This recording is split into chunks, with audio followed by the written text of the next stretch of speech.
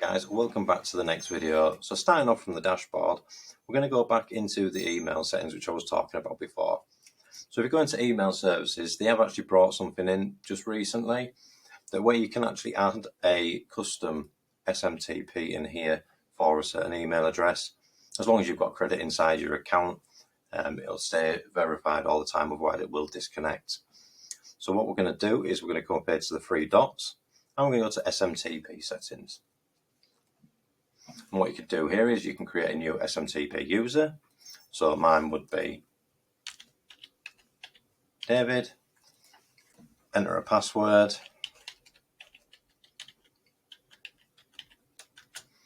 and then we're going to create. And that's just created a SMTP for us. So this is where I'm going to send all of my emails from this domain all the time, which will make sure that it's staying consistent with the subdomain that you've just actually put in there. So the next bit is you need to make sure that you've got certain records in this system. So the best place to go to is somewhere called Easy DMARC. So you can analyze your domain security. I've actually done mine just now because it takes a while to set it all up, and then you're going to come in and you're going to scan your domain. So this is the best way you can get it without the BIMI.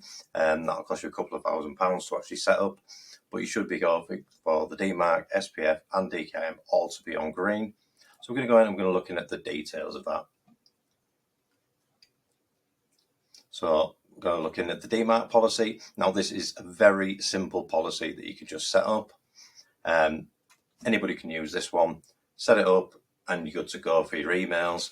I will post this in the description below the video, so you can anybody can put this into theirs and use that one. So I'm going to go back to the last page. So your SPF record should be set up from when we just set up that email address. Then we're going to go to DKIM key. If you're on GoDaddy, for some reason they don't seem to put the DKIM key record in. I actually did this one myself. If we're going through lead connector and stuff, it will be a K1 selector. You should be able to go to the DKIM generator and put in your domain. Put your selector in as the K1, and then you can generate yourself a key. You would then go and put this in as a text record inside your GoDaddy account or wherever else. Most of us, like I use Ionis on other ones, and that already has the domain key in there anyway. So I've added in a K1 domain key for the support. So that's for the subdomain.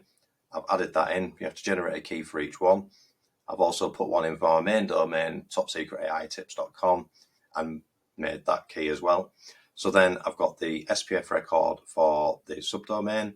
I've got the DMARC policy inside there. Now, if we go back to page 1, and we can see I've got the SPF record for the main site as well, for the topsecretaitips.com. So then you should have, you should get an 8 out of 10 score, which is the best you can go. And so you should be good to go with getting your emails going. But please, guys, if you are setting up a new subdomain and email address into there, please go and search for a warming tool, warm up your email address before you start sending mass emails out to everybody. All right, guys, that's it for this video, and I shall see you next time.